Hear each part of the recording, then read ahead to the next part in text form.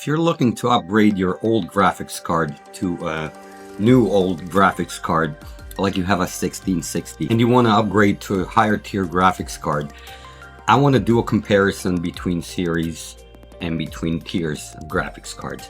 So if you look at 3060 Ti, for example, its performance equivalent of Series 20 is 2080 Super. So we have 2080 Super, 3060 Ti, 4060 Ti, which is a little bit faster, and 5060. That's the same performance over 4 generations. You can get a 2080 Super for under 200 euros, 3080 Ti for about 200, 220.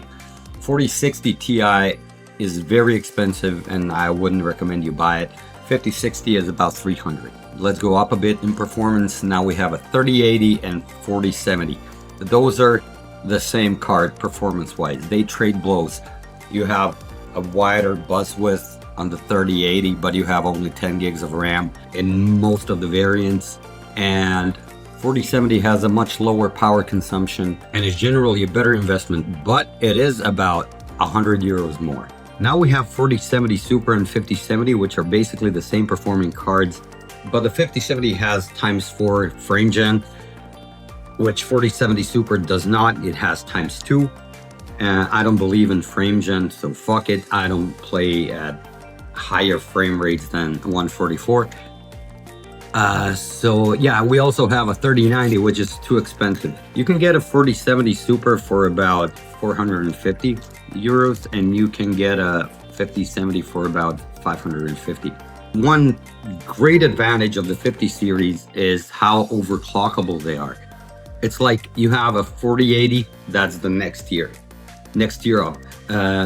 You have a 4080 Super and a 5070 Ti, and they're about the same performance, but the 5070 Ti is super overclockable. You can overclock the RAM, you can overclock the core, and I think they left the headroom because they were planning on factory overclocking it for the Super series, which never came out. So you're basically getting within 5% or 5% below the stock 5080. If you're gunning for the high end, 5080 is comparable to 4090 performance wise. I don't know which models. My ROG Astral can be overclocked to be 5% over the stock 4090, but the thing is, the 40 series is very hot and it's not overclockable.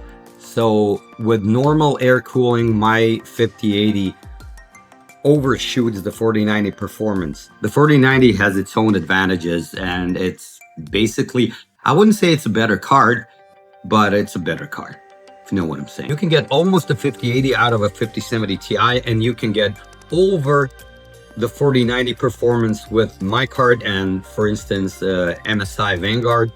And if you hit the golden chip, it's gonna be fucking amazing, but it's too expensive. If you ask me, the sweet spot when it comes to NVIDIA is the 5070 Ti.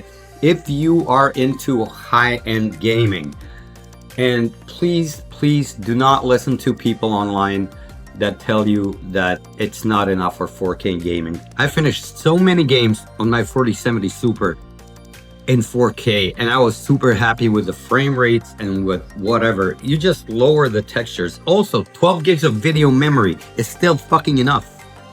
Trust me, 12 gigs of video memory is enough, because I was just like really pushing my 5080, pushing with all the highest settings in the M model of DLSS quality in Space Marine 2, and I couldn't get over 10.5 gigs of VRAM.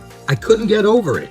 So your card will be out of breath processing power wise long before it will be out of breath with VRAM, especially the cards that are over 8 gigs. 8 gigs is still enough to play at 1440p upscaled. If you start spilling over into the system RAM, you just lower the texture quality. That's it. Yeah. I wouldn't recommend anyone to buy a 4080 Super because they're super expensive now, or a 5070 Ti because they're insanely expensive, because graphics cards prices went up. So I would keep it at a lower tier, like the mid-range Like the highest I would go would be a 5070, but I would try to gun for a 3080 or a 4070, honestly.